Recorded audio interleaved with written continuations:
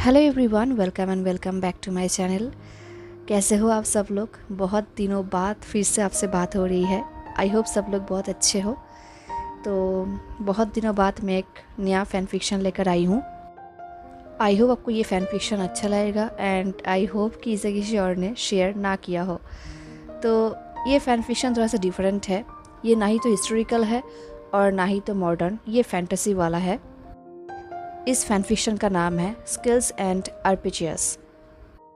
Author का नाम है मीन योंगी इसाका टियो एंड ये फैन फिक्शन इल्ट्री में है end of course link description में है। एंड इस स्टोरी में लंचा काइंड ऑफ टॉप है एंड विंग बॉटम। मैंने काइंड ऑफ इसलिए कहा क्योंकि ये स्टोरी थोड़ा सा डिफरेंट है, आपको आगे पता चल जाएगा। ओके एंड हाँ, ये स्टोरी डिफरेंट इसलिए है क्योंकि ये स्टोरी में लंचा एक मरमेड है एंड विंग एक इंसान। एंड अगर आप ये सोच रहे हैं कि अगर लंचा मरमेड है एंड विंग इंसान तो वो दोनों लवर कैसे बनेंगे, एक कैसे होंगे, तो ये आपको बाद में पता चल जाएगा। ओके तो चलिए शुरू करते हैं आज का स्टोरी शुरू होता है विंग से। विंग जिसके लिए हवा एक बहुत ही फनी थिंग है। कभी कभी उसे लगता है कि उसे हवा की ज़रूरत नहीं है क्योंकि हवा उसके लिए बहुत ही वेटलेस फील होता है। बट कभी कभी सांस लेने के लिए विंग को हवा की ज़रूरत पड़ता है, अदरवाइज वो सांस नहीं ले पाता। तो अभी विंग एक किचन के फ्लोर में ऐसे ही ड्रंक होकर पड़ा हुआ था। सडनली किसी के चिल्लाने की वजह से उसका नींद खुला एंड ऑफ कोर्स हैंगओवर की वजह से उसके सर में बहुत दर्द होने लगा। उसने ड्रामेटिकली अपने हेड को टाइटली पकड़ा। उसने कहा, ओ माय गॉड, इस वर्ल्ड को हो क्या गया है? मैंने ऐसा क्या किया था जिसकी वजह से मुझे इतना क्रूएल इनजस्टिस मिल रहा है? मैं कितना बेचारा हूँ। इसका कि वो और कुछ कह पाता, एक लेडी ने कहा, तुम बैठे बैठे ड्रंक होकर फ्लोर में गिरकर सो रहे थे। क्या तुम्हारे पास कोई और काम नहीं है करने के लिए? वो लेडी विंग के सामने खड़ी थी जिसका लॉन्ग डार्क हेयर है, जो बहुत ही कॉन्फिडेंट है एंड वो विंग को शार्प आइज से देख रही है। विंग ने कहा, वेंचिंग, इतना मीन भी मत बनो। अगर तुम ऐसे ही करते रहोगे तो मैं तुम्हारे लिए कोई भी फिश पकड़ के नहीं लाऊंगा। ये बोलते हुए विंग खड़ा होने लगा एंड अपने दोस्त को टीश करने लगा। तो वेंचिंग ने भी स्कॉफ किया एंड कहा, जैसे कि तुम मेरे भाई के किचन में पड़े होकर कोई भी फिश पकड़ लोगे। अभी निकलो यहाँ से। ये बोल के वेंचिंग ने टेबल के ऊपर एक बास्केट रखा। ये सुन के विंग ने हंसा। दिन वो वेंचिंग को पास करके जा ही रहा था एंड जाते वक्त उसने बास्केट से छुपके से एक पीच उठा लिया एंड अपने कपड़ों में छुपा लिया एंड देन वो किचन से बाहर निकल गया। जैसे ही वो बाहर निकला, किचन का दरवाज़ा ज़ोर से बंद हो गया। अगर थोड़ा और लेट करता विंग तो विंग को लग जाता। ये देख के विंग चौंक गया। तो किचन के अंदर से वेंचिंग ने चिल्लाते हुए कहा, ये उस पीच के लिए था, चोर कहीं के। तो विंग ने हंसते हुए कहा, love you too. Then wing वहाँ से निकल गया। बाहर बहुत अच्छी हवा चल रही थी एंड आसमान भी क्लियर था। देख के लग रहा था जैसे कोई स्टॉर्म आने वाला है। विंग जल्दी जल्दी डॉक्स पे चला गया क्योंकि ना चाहते हुए भी उसे जल्दी काम करना होगा। दिन जाते जाते वो उस पीच को खाने लगा। विंग एक फिशरमैन है, मछली पकड़ने वाला, बट वो हमेशा से ऐसे फिशरमैन नहीं था और ना ही वो होना चाहता था। उसे अपने पास्ट के बारे में ज़्यादा कुछ याद तो नहीं है, पर उसे इतना याद है कि वो स्ट्रीट्स में घूमा करता था एंड उसे खाने के लिए जो कुछ भी मिलता था वो ओल्ड डर्टी मैनों के साथ शेयर किया करता था। वो लोग भी बेगर्स ही थे। उनका टीथ एंड नेल्स हमेशा डर्टी रहता था एंड ऑफ कोर्स उसके साथ लोगों का झगड़ा भी हुआ करता था। एक बार किसी ने उसके लॉन्ग कर्ल्स हेयर को काट भी दिया था। तब से विंग अपने हेयर्स को बांध कर रखता था एंड अपने आउटर रोब के अंदर छुपा कर रखता था। एंड विंग को डॉग से डर लगता है। विंग समुंदर में स्विमिंग भी करता है, उसे स्विमिंग करना अच्छा लगता है। एंड विंग को एक और चीज़ भी याद है, golden eyes and soft lips, but ये किसका है विंग को नहीं पता। बट विंग लकी है कि विंग बहुत ही इंटेलिजेंट है। उसे एक बार गटर में कुछ सिल्वर पीसेस मिला था एंड उन्हें बेचकर उसने इमीडिएटली अपने लिए न्यू कपड़े खरीदा था। End of course wing handsome तो है ही, तो उसके चार्म के वजह से उसे एक बोट भी मिल गया था एंड वो उस बोट को लेकर उस जगह से निकल गया था। दिन वो यंगमिंग शहर के पास में किसी सिटी में आ गया था। उस दिन के बाद से वो जो भी प्लेस छोड़कर आता है उसकी तरफ फिर से मुड़ता भी नहीं है। विंग को याद नहीं कि वो पास्ट में क्या था, पर उसे इतना याद है कि पास्ट में वो बहुत ही स्ट्रॉन्ग था। अभी बिना खाए स्टार्वेशन की वजह से वो बहुत ही दुबला हो चुका है, बट स्टिल कहीं ना कहीं वो थोड़ा बहुत स्ट्रॉन्ग तो है ही। एंड जैसे कि मैंने कहा कि वो बहुत ही इंटेलिजेंट है, तो उसने बहुत ही क्विकली सोशल ड्रिंकिंग सीख लिया एंड उसने फ़िश पकड़ना भी सीख लिया। दिन वो फिशरमैन्स के क्रू में शामिल हो गया एंड तब से लेके आज तक वो ऐसे ही घूमता रहता है। उसका कोई फिक्स डेस्टिनेशन नहीं है, वो हर जगह घूमता है, फ़िश पकड़ता है एंड देन फिर से अपनी जगह चेंज कर लेता है। ऐसे ही ट्रैवल करते करते, अपने कुलीग्स दोस्तों को चेंज करते करते वो आगे बढ़ता रहा।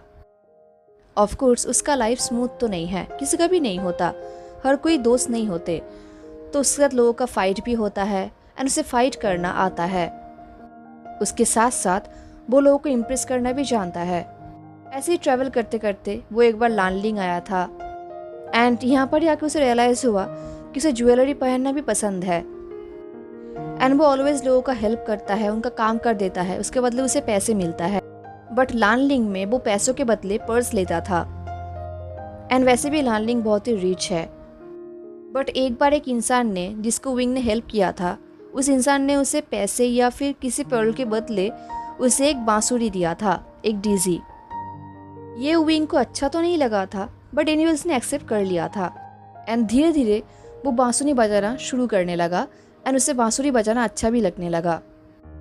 कभी कभी विंग समुंदर के किनारे बैठ के ड्रिंक करता है एंड समुंदर को ही देखते रहता है। उसे ऐसा लगता है कि जैसे वो कुछ मिस कर रहा है, बट उसे भी नहीं पता कि उसे ऐसा क्यों लगता है। उसे पता है कि उसे बहुत सारा काम करना है एंड वो काम करता भी है। जो भी उसे हेल्प करता है, उसे कुछ ना कुछ ऑफर करता है, प्रोवाइड करता है, वो उनके लिए कुछ भी कर सकता है। वो ऐसे ही पोर्ट टू पोर्ट ट्रैवल करता रहता है एंड जो भी उसे पे करता है वो उन्हें हेल्प करता है। ऐसे ही चलते चलते वो येलिंग आ गया है एंड येलिंग बहुत ही खूबसूरत जगह है उसके लिए। उसके लिए ये शहर बहुत ही परफेक्ट है एंड पता नहीं विंग को ऐसा क्यों लगता है कि येलिंग को उसके हेल्प की ज़रूरत है। तो अननोइंगली वो कुछ ज़्यादा टाइम के लिए यहाँ पर ही शिफ्ट हो गया है। उसने येलिंग में अपने आप को एक न्यू फिशरमैन एंड हेल्पमैन कह के इंट्रोड्यूस किया है। देन विंग ने एक ट्री को काटा एंड खुद के लिए एक छोटा सा घर बनाया ताकि वो वहाँ पर रह सके एंड देन वो समुंदर में जाता था एंड मछली पकड़ता था। येलिंग में उसका लाइफ ऐसे ही जा रहा था। आज भी वो समुंदर में आया था मछली पकड़ने के लिए, अपने घर के पास ही, बट आज विंग का लक अच्छा नहीं था। उसे कोई ढंग का फिश नहीं मिल रहा था। वो सोच रहा था, डैम इट, आज तो किस्मत ही खराब है। उसे बहुत ही गुस्सा आ रहा था। उसने नेट्स को वापस ले लिया एंड वो बीच पे आ गया। उसने अपने सारे चीज़ों को बीच पे रखा एंड अपने आउटर रोप्स निकाल दिया एंड देन वो सैंड के ऊपर ही लोटस पोजीशन में बैठ गया। देन वो सैंड के ऊपर लेट गया एंड अपने फेस के ऊपर अपने हैट को ही ढक दिया ताकि सूरज की रोशनी उसके फेस के ऊपर ना आ पाए एंड वो शांति से सो सके। विंग सोच रहा था, काश उसके पास 6 पैर होते, कितना अच्छा होता। वो ऐसे ही लेटा हुआ था एंड रिलैक्स कर रहा था। तब उसे फील हुआ कि मौसम बदल रहा है। उसने आसमान की तरफ देखा तो आसमान बिल्कुल काला हो चुका था। ये देख के वो शॉक्ड हो गया। सडनली ऐसे वेदर कैसे चेंज हो गया? इससे पहले वो वेदर को समझ पाता, एक जोर का स्टॉर्मिंग हुआ। वो इमीडिएटली अपने चीज़ों को समेटने लगा एंड वो दौड़ते हुए अपने घर के अंदर आ गया। उसके घर के दरवाज़ा स्लाइडिंग था, तो घर के अंदर आते ही उसने दरवाजे को बंद करने की कोशिश किया एंड वो दरवाज़ा ज़ोर से बंद हो गया एंड विंग अननोइंगली फ्लोर पे गिर गया। ये देख के विंग फ्रस्ट्रेटेड हो गया। उसने बारिश से कहा, अभी क्यों आए, थोड़ी देर बाद नहीं आ सकते थे? एनीवेज, उसने अपने कपड़े उतारा एंड वॉश करने के लिए बास्केट में रख दिया। देन उसने अपने लिए एक फ्रेश कपड़े निकाला एंड पहन लिया। देन उसने अपने हेयर से भी अपने रेड रिबन को अनटाई किया क्योंकि वो भीग चुका था। उसने अपने हेयर को ओपन कर दिया ताकि वो हेयर सूख सके। एंड देन विंग ने शाई किया। देन विंग को रियलाइज हुआ कि इस बारिश होने का एक ब्राइट साइड भी है। उसने ना चाहते हुए भी नहा लिया है। अब उसे कुछ टाइम के लिए अपने हेयर को धोना नहीं पड़ेगा और ना ही उसे नहाना पड़ेगा। विंग को ठंड लग रही थी तो उसने आग जलाया एंड देन वो आग में अपने हाथ को गर्म करने लगा। बाहर बहुत ज़ोर से हवा चल रही थी, ज़ोर ज़ोर से बारिश हो रही थी, थंडरस्टॉर्म हो रही थी, तो विंग के दरवाज़ा भी कांप रहा था। तो ये देख के विंग ने शाई किया। रियलाइज़ हुआ कि अभी बाहर जाना तो इम्पॉसिबल है, तो उसे आज भी राइस एंड कॉन्जी ही खाना पड़ेगा। खाना खाने के बाद विंग रेस्टलेसली टेबल के ऊपर ही लेट गया एंड वो ये सोच के ग्रोन करने लगा कि आज का पूरा आफ्टरनून उसका वेस्ट हो गया। हालांकि अभी मिड डे ही है, बट स्टिल उसे नहीं लगता कि ये बारिश अभी रुकने वाला है। तो वह अपने रेड रिबन को लेकर ऐसे ही खेलने लगा। विंग को रियलाइज हो रहा था कि आज कुछ ज़्यादा ही ज़ोर से एंड रफ बारिश हो रहा है। इसका एक ब्राइट साइड भी है, उसे कल बहुत ज़्यादा मछली मिलेगा। तो विंग ऐसे ही अपने रेड रिबन को स्ट्रोक कर रहा था। रेड रिबन के ऊपर थोड़ा बहुत गोल्डन टच भी है, तो वो उसके ऊपर ही अपने हाथ को फेरने लगा। पता नहीं क्यों विंग को ऐसा लग रहा था कि उसे कोई रैबिट याद आ रहा है। विंग को नहीं पता कि उसे कौन से रैबिट की याद आ रही है, और उसे रैबिट्स की याद आ रहा था। तो उसने अपनी आंखें बंद किया एंड उस रिबन को अपनी मुट्ठी में टाइटली पकड़ लिया। उसे पता है कि उसके हेडेक बहुत जल्दी आने वाला है, कि विंग के साथ ऐसे ही होता है। उसे कभी कभी कुछ याद आने लगता है, बट कम्प्लीटली याद तो नहीं आता, पर उसका हेडेक आ जाता है। तो विंग ने शाई किया एंड अपना बांसुरी निकाला। क्योंकि उसे नींद नहीं आ रही थी, उसने बहुत कोशिश किया। उसने सोचा कि शायद बांसुरी बजाने से उसे शांति मिलेगी। इस तरफ लांग वांगजी, आई मीन लंजा, जिसके लिए पानी बहुत ही फनी थिंग है, क्योंकि ऑफ कोर्स वो एक मरमेड है, उसका लाइफ पानी में ही है। बट कभी कभी पानी ऐसा बिहेव करता है जैसे कि वो बहुत ही वार्म एंड जेंटल है, एंड जैसे कि ये पानी, ये समुंदर उसके लिए एक सेफ प्लेस है। बट कभी कभी यही पानी बहुत ही डेंजरस हो जाता है। पानी इतना ज़्यादा डेंजरस हो जाता है कि कभी कभी लंजा के डायरेक्शंस या फिर किसी का भी डायरेक्शंस पानी ही डिसाइड करता है, जहाँ पर लंजा या फिर कोई भी मरमेड चाहकर भी कुछ कर नहीं पाते। वो लोग वहाँ पर ही पहुँचेंगे जहाँ पर ये पानी उन्हें पहुँचाएगा। लंजा कोई वीक स्विमर नहीं है, और ना ही वो कभी वीक स्विमर था। इनफैक्ट शुरू में जब लंजा ने पहले स्विमिंग करना सीखा था, तब भी वो वीक स्विमर नहीं था। वो हमेशा से ही स्ट्रॉन्ग था। बट चाहे जो कुछ भी हो जाए, आप कोई स्ट्रॉन्ग स्विमर हो या ना हो, आपका डायरेक्शन समुंदर ही डिसाइड करेगा। तो आज भी वही हो रहा था। आज पानी बिल्कुल भी शांत नहीं था, पानी बहुत ही डेंजरस हो गया था। लंजा ने बहुत कोशिश किया अपना डायरेक्शन मेंटेन करने का, बट उससे हो नहीं रहा था। आज समुद्र कुछ ज़्यादा डेंजरस हो गया था, उसके ऊपर फियर स्टॉर्मिंग भी हो रही थी। लंजा सोच रहा था ये ज़रूर कोई पावरफुल मरमेड का ही काम होगा जिसको अपने पावर का अंदाज़ा भी नहीं है, या फिर ये समुंदर का ही काम होगा जो बिना कोई रीज़न से ऐसे केओस क्रिएट कर रही है। बट इनवेज इसमें लंजा कुछ कर नहीं सकता, उसे समुंदर के साथ ही बहना होगा। तो ये डेंजरस वेव्स लंजा को क्लाउड रेसेस से बहुत दूर लेकर आ गया। उसने पूरी कोशिश की इंज्योर्ड ना होने का।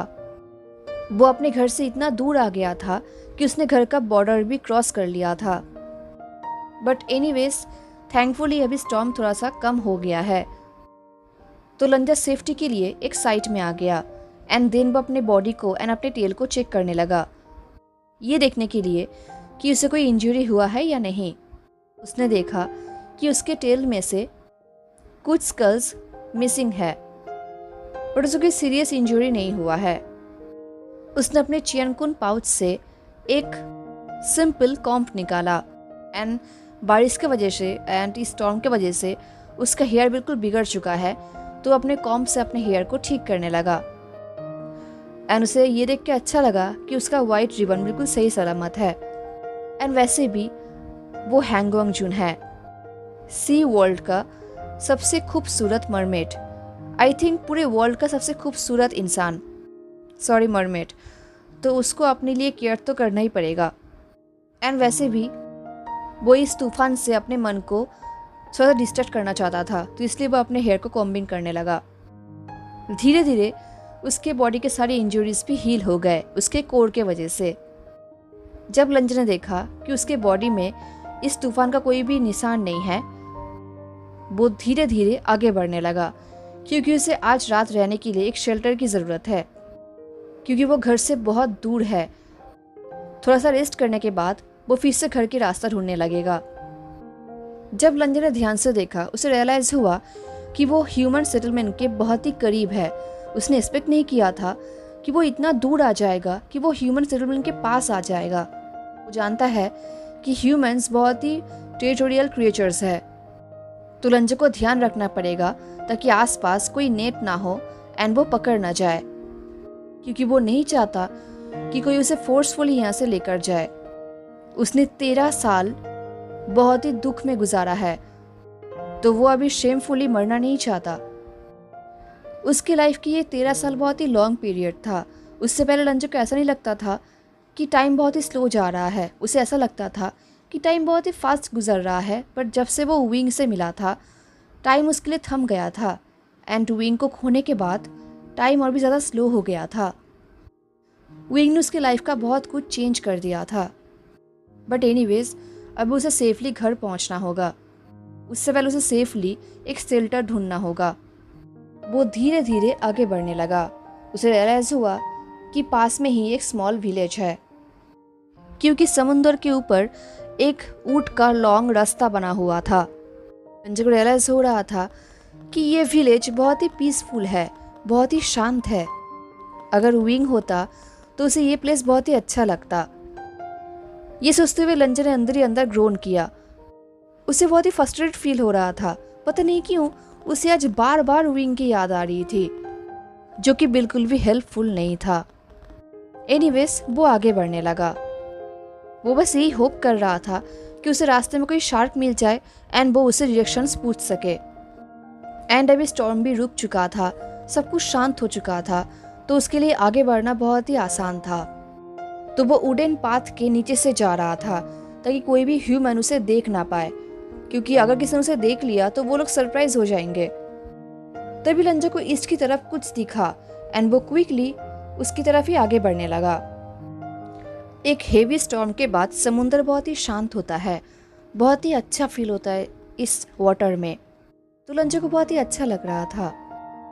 उसके पास यही डर था कि कोई उसे देख ना ले। हाउएवर, थोड़े से दूर में लंजा को एक ह्यूमन स्ट्रक्चर दिखा, जिसका लॉन्ग डार्क हेयर था एंड जिसके हेड पे एक हैट था। कपड़े देखकर लग रहा था कि वो कोई मेल है, कोई मैन है, जो एक वुडन डॉग की तरफ आ रहा था। इस तरफ विंग, जो कि बिल्कुल भी खुश नहीं था। उसे लगा था कि अगर वो बांसुरी बजाएगा तो उसे शांत फील होगा, बट ऐसा नहीं हुआ। पता नहीं कैसे, पर उसके मेमोरी में एक सॉन्ग स्टक है, जो सॉन्ग ना विंग भूल पा रहा है और ना ही विंग को ठीक से याद आ रहा है। तो विंग ने बहुत कोशिश किया उस सॉन्ग को कंपोज करने का, बट कुछ नहीं हुआ। तो उसने हार मान लिया एंड बाहर तूफान भी थम गया था। तो विंग बाहर चला गया एंड बाहर हर तरफ सिर्फ सैंड ही सैंड था। ये देख के विंग ने ग्रोन किया। उसने कहा, ये तो क्लियर करने में पूरा जिंदगी लग जाएगा। ये बोल के विंग ने पास की एक वुडन चेयर पे जोर से किक किया एंड वो इमीडिएटली रिग्रेट भी करने लगा, क्योंकि उसके पैर में दर्द होने लगा। तभी उसकी नज़र पास की एक वुडन डॉग के ऊपर गया। पता नहीं क्यों विंग का बहुत मन कर रहा था कि अभी सब कुछ छोड़ छाड़ के उस डॉग को बचाना चाहिए, ताकि वो डॉग पानी में गिर ना जाए। इस तरफ उसका घर डर्टी पड़ा था, बट एनीवेज उसे ऐसा लग रहा था कि अभी उसके अंदर इतना एनर्जी नहीं है कि वो अपने घर को क्लियर करे, बट उसके अंदर इतनी एनर्जी है कि वो उस डॉग को गिरने से बचाए। तो उसने एक डीप शाई किया, अपने शोल्डर्स को ठीक किया एंड उसने अपने हैट को एडजस्ट किया एंड देन वो उस डॉग की तरफ आगे बढ़ने लगा। वो कॉन्फिडेंटली डॉग की तरफ आगे बढ़ने लगा उसे ठीक करने के लिए। देन वो धीरे धीरे डॉग के एंड में आ गया एंड तभी डॉग के एंड में आते ही वो शॉक्ड हो गया। उसे दूर पानी में कुछ चमकता हुआ दिखा। देन उसने पूरे पानी को स्कैन किया। पूरे समुंदर में ऐसा चमकता हुआ चीज कहीं पर भी नहीं था सिवाय उस प्लेस में। पूरा समुंदर बहुत ही शांत था। विंग उस चमकते हुए चीज को ध्यान से देखने लगा। वो बहुत दूर था तो विंग को ठीक से दिख नहीं रहा था, और उसे इतना ही दिख रहा था कि वो चमकता हुआ चीज बहुत ही ब्लू है एंड थोड़ा बहुत उसमें व्हाइटनेस भी है एंड वो बहुत ही ब्राइट है। वो और भी ध्यान से देखने लगा और भी ध्यान से सर्च करने लगा, बट इसका आगे वो ध्यान से देख पाता वो बिल्कुल पैनिक हो गया क्योंकि एक डॉग की भौंकने की आवाज़ सुनाई दिया एंड ये सुनते ही विंग इतना ज़्यादा डर गया कि जल्दी जल्दी में उसका हेड डॉग के एज में लगा एंड उसे हेड में चोट आ गया। उसके हेड से खून निकलने लगा एंड वो पानी में गिर गया। इस तरफ लंजा, वो दूर से देख रहा था कि डॉग के एज में एक ह्यूमन है जो कि एक मेल ही होगा। तो लंजा पानी के अंदर और भी डेप्थ में जाने लगा ताकि उस ह्यूमन को वो ना दिखे। लंजा सोच रहा था कि अगर वो स्विम करते हुए थोड़ा सा पास चला गया एंड उसने उस ह्यूमन को बात करते हुए सुन लिया तो शायद वो समझ जाएगा कि वो कितना दूर आया है। बट तभी लंजा ने देखा कि वो ह्यूमन अपने काम करते करते उसकी तरफ ही देख रहा है। शायद वो उसे ठीक से देख नहीं पा रहा है, बट वो उसकी तरफ देखते ही फ्रोज हो गया है एंड वो इंसान उसे ठीक से देखने की कोशिश कर रहा है। ये देख के लंजा भी वहाँ पर फ्रोज हो गया था कि लंजा को अच्छे से पता है कि वो अभी समुंदर के किनारे में है एंड पूरे समुंदर में शायद वो ही ज़्यादा चमक रहा है, तो वो ह्यूमन उसकी तरफ ही देखेगा। बट तभी लंजा ने देखा कि इससे पहले वो ह्यूमन उसे ठीक से देख पाता, सडनली वो ह्यूमन चौंक उठा एंड देन वो ज़ोर से पानी में गिर गया एंड तभी लंजा को ब्लड का स्मेल आया एंड ये देख के लंजा शॉक्ड हो गया एंड लंजा इमीडिएटली उस ह्यूमन की तरफ विंग की तरफ आगे बढ़ने लगा क्योंकि लंजा को पता है कि लाइफ कितना प्रीशियस है, स्पेशली उनके लिए जिनका लाइफ टाइम बहुत ही शॉर्ट होता है।